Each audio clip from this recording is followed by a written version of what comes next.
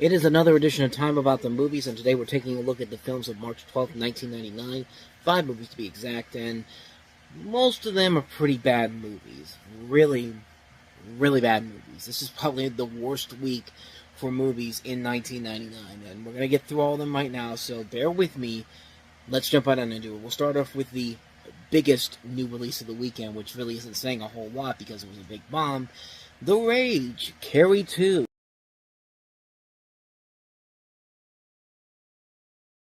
Yeah, you know it's bad when they can't even put Carrie 2 as the main title for this. It's got to be the subtitle.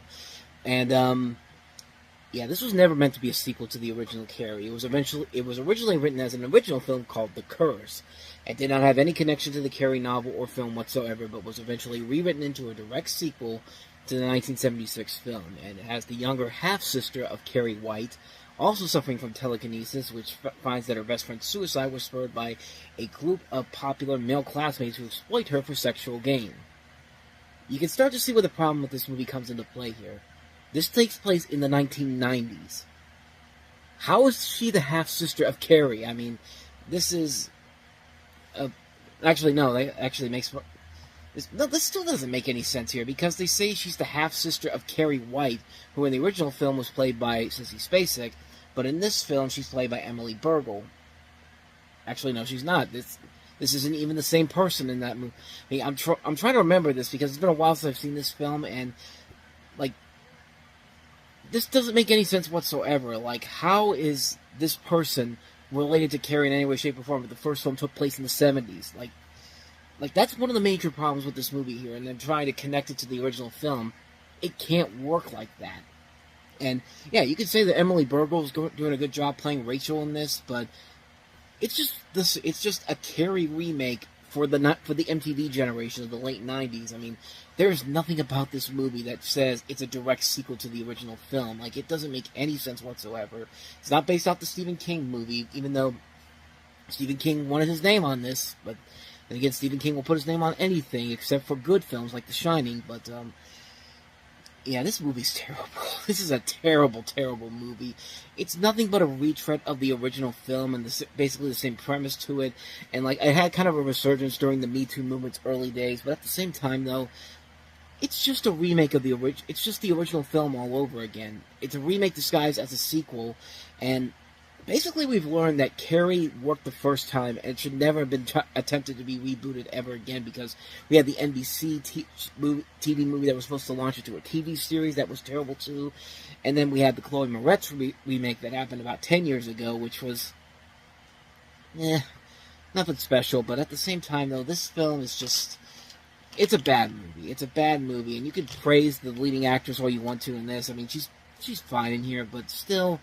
You expect so much more for a follow-up to Carrie, and this was not the way to do it. And just basically, with everything they tried to do with the original film, they should have just left it dead. Just leave it after the first movie and be done with it. But nope, can't have that. So we have this movie here, The Rage, Carrie 2. So let's keep going on the train of BS with Chow Yun-fat and Mark Wahlberg in The Corruptor.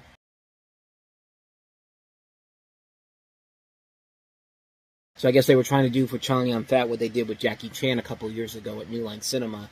And you basically have the story here about with the aid of a New York City policeman played by Mark Wahlberg, you have a top immigrant cop trying to stop drug traffickers and corruption by immigrant Chinese triads, but things get complicated when the triads try to buy the policeman. And it's hard to believe this is coming from the same director who gave us Glengarry Glen Ross. I mean, what a difference in quality between that movie and this film. But, truth be told, it's probably the best film that came out this weekend, honestly. And even then, it's not really saying a whole lot here. I mean, Chow Yun-fat doing what he does best, works fine in here. Mark Wahlberg playing the typical role you expect from this guy. Is trying to create like a Rush Hour, Lethal Weapon type of vibe here. Except there's no real comedy in this. It's played straight up for action thriller purposes, and it just doesn't have the spark it really needs to get it going like I think they wanted to. I mean, Chow Yun-fat can be a really good actor, but even he can't really save this movie from going over the edge too much there. And, like, James Foley clearly deserves much better than this. Like, it's hard to believe this is the same guy that gave us Glengarry Glen Ross. And talk about the difference in quality between this and that, Glengarry Glen Ross. But, I mean, like I said, still better than anything else that came out this weekend. Case in point, our next film, Baby Geniuses.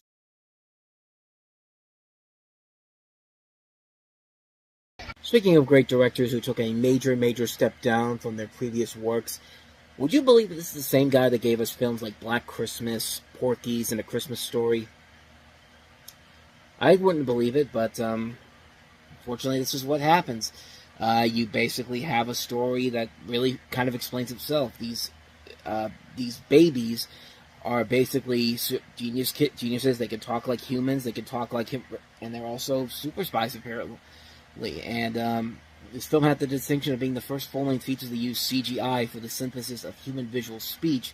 2D warping techniques were used to digitally animate the mouth shapes of the babies, which were really shut with their mouths closed, which should have been the way to do it. You should have done it like Look Who's Talking, but no. We got to give this the 90s edge because we have this technology that we can use now to make these babies actually move their mouths. And bad move on that part. In fact, everybody in this movie, it's a bad move on their part. Kathleen Turner, bad move. Christopher Lloyd, bad move. Kim Cattrall, bad move. Peter McNichol, really bad move. Ruby Dee, really bad move. What more do I even need to say about this movie? This is a terrible film that somehow made its money back. This thing only cost $12 million, and it was apparently enough of a success that Sony basically made a sequel with Bob Clark again. Again, what a downfall from A Christmas Story almost 20 years prior to this. It's just like, wow, man. Like, did it really get that bad for you? I don't think I need to say anything more about this one. This is a terrible movie. Baby geniuses. So with that said, let's go ahead and move on to the next film, The Deep End of the Ocean.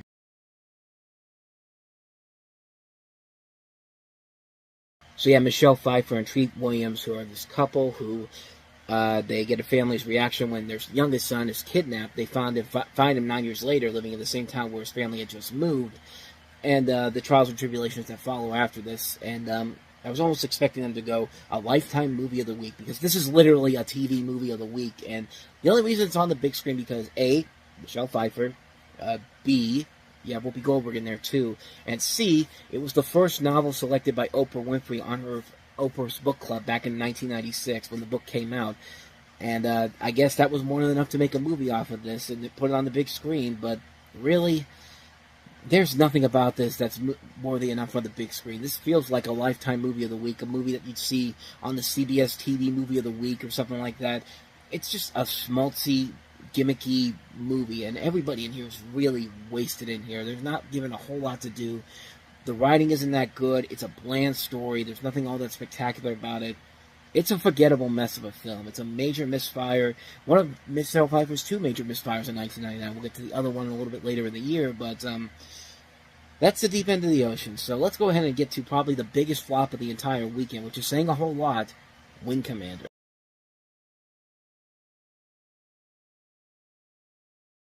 So the premise is that it takes place in the mid-27th century. The Terran Confederation is at war with the Felinoid Kilrathi Empire. After destroying a Terran base, the Kilrathi have seized a Navcom with the hyperspace jump coordinates to Earth. With Terran reinforcements scheduled to arrive 2 hours after the Kilrathi hit Earth, it falls upon the starfighter carrier TCS Tigerclaw to kill the Cathri Busy. And you have Freddie Prinze Jr., Matthew Lillard, Saffron Burrows in here. A decent cast overall, but a film that just has no reason to really exist. Nobody was really asking for this. The games were fun, but this is hardly based off of the games, despite the fact that it has the same the creator directing this, which is probably the first mistake there. You should have gotten a more known director to direct this and actually make something out of it. And it was a massive flop when it came out, not surprisingly. It only brought in $11 million on a budget of $27 million. It had a small budget, and it couldn't even make that back. Couldn't even make half of that back. It's just like, this is a film that, and Freddie Prinze Jr. himself has later gone on to say that he can't stand Wing Commander. He can't stand watching it. He read the script and loved it. So did Matthew Lillard, and we both got the parts. We went on location. They said, "Here's the new script," and it turned out to be a piece of crap. Like they pulled the screw job on them. It's just like I can't believe that this is I couldn't believe when watching this how bad this movie really was. I remember seeing the trailers for this all the time on Nickelodeon back in the day, and they really thought they were going to sell this and actually make a hit out of it, and needless to say, that did not work. The movie has since been long forgotten, and for good reason, and Wing Commander itself has pretty much stayed out of obscurity for a long period of time until they put it. The last game came out in 2007, so that should pretty much tell you everything you need to know. I mean, this game did not have any lasting power whatsoever. So yeah, that's Wing Commander for you, the biggest bomb of the entire weekend, and that's saying a whole lot. And so with that said, we wrap up another edition of Time About the Movies. When we meet next time, we'll look at 4 movies, including Forces of Nature with Ben Affleck and Sandra Bullock, Clint Eastwood's latest film, True Crime, the animated feature The King and I, and also Ravenous. So 4 films to look at next time. We'll delve into those next time on the next episode. So until then, thank you very much for watching. And as always, if you want to see more videos like this, please hit the playlist on the next page. Check out the previous episode. And also don't forget to hit the like and subscribe button if you want to see more videos like this on this channel. So with that said, I am off. I'll see you guys next time. And until then, as always, take care.